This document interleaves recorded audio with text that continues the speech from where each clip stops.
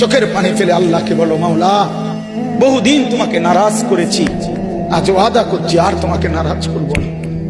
আল্লাহ বলবে, বান্দা আমি এখনই তোর পেছনের সব মাফ করে দিলাম। আল্লাহ বলে, বান্দা তুমি যদি রাত্রে আসো আমি রাত্রেই আসবো, তুমি যদি দিনে আসো আমি দিনেই আসবো। গুনাহ নিয়ে আসবা মাফ চাইতে রাতে, আমি আল্লাহ মাগফিরাত নিয়ে আসবো রাতে। মুসলমান বলে তাকে যার ভুল হবে, পাপ হবে, অপরাধ হবে, কিন্তু সাথে সাথে আবার দাঁড়িয়ে তওবা করে আল্লাহর কাছে গুনাহ মাফ চেয়ে চোখের পানি ফেলে আবার নতুন করে নেক আমল শুরু করে দিবে।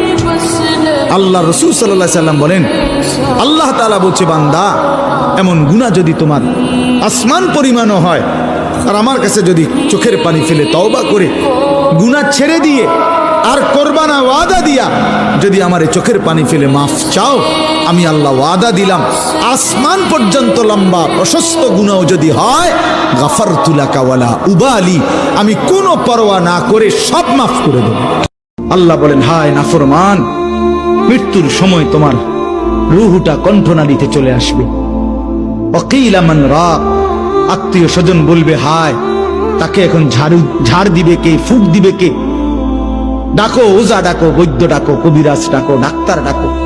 ওয়াযান্না আন্নাহুল ফিরাক, আল্লাহ বলে কিন্তু সে বুঝে ফেলবে আজ তাকে সত্যি সত্যি দুনিয়া থেকে চলেই যেতে হবে।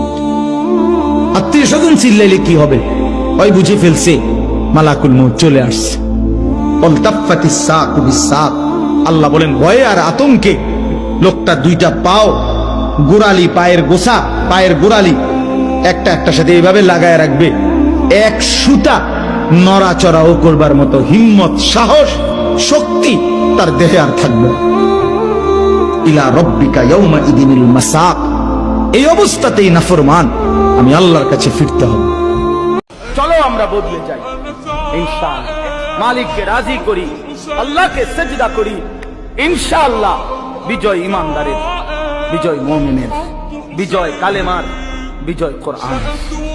ফিলিস্তিনও জিতবে, রোহিঙ্গারাও জিতবে, কাশ্মীরও জিতবে, বাংলাদেশও জিতবে ইনশাআল্লাহ।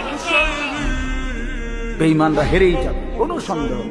কোন বান্দা যখন আল্লাহর জিকির করতে থাকে, আল্লাহরে ডাকতে থাকে, তখন আল্লাহ বারবার বলে, কিছু চাইবা, বলো কিছু চাইবা। তো ওই বান্দা যখন আর চায় না, কিন্তু আল্লাহরে ডাকা বন্ধ করে না, তো হাদিসের মধ্যে আছে আল্লাহ তাআলা তখন বলে, আচ্ছা বান্দা তুমি আমারে ডাকতে থাকো, আমি তোমার প্রয়োজন পূরণ করতে থাকি। মান শাগালাহু যিকরি আন মাসআলাতি আতাইতুহু আফদালা মিম্মা উ'তিয়াস সাইলিন। এজন্য আল্লাহ তাআলা বলেন 24 ঘন্টা আল্লাহর চাওয়া আমাদের কাছে, আমরা যেন আল্লাহকে স্মরণ করি। মাহে রমজান সামনে, এবারের রমজানে টার্গেট নাও 30 দিনের রোজার মাধ্যমে দিল থেকে আল্লাহর কাছে এইভাবে 30টা দিন হাতে গুনে তুমি আল্লাহর সাথে ওয়াদাবদ্ধ হও যে আল্লাহ 30 দিন আমি রোজা রাখবো, এবং যৌন চাহিদা, লজ্জাস্থানের চাহিদা, অশ্লীলতা, বেহায়াপনা, নর্তকী, নাচ গান, উলঙ্গ ছবি দেখা, নারীকে নিয়ে চিন্তা ভাবনা, মেয়েকে নিয়ে অশ্লীল চিন্তা ভাবনা, অবৈধ কোনো প্রেম সম্পর্ক, হারাম কোনো রিলেশন, এই সব ত্যাগ করে বন্ধু 30টা দিন মনোযোগ দিয়া রোজা রাখো, তারাবি পড়ো, ইফতার করো, সাহারি করো, তাসবিহ পড়ো, তেলাওয়াত করো, কোনো আলেমে দ্বীনের সাথে উঠা বসা করো, ইমাম সাহেবের সাথে সম্পর্ক করো, ইনশাআল্লাহ দেখবা আল্লাহ চাহে তো 30 দিনের মাথায় আল্লাহ বলেন লাআল্লাকুম তাত্তাকুন, আমি আল্লাহ ওয়াদা দিলাম মুমিন তোকে মুত্তাকি বানিয়ে দেব।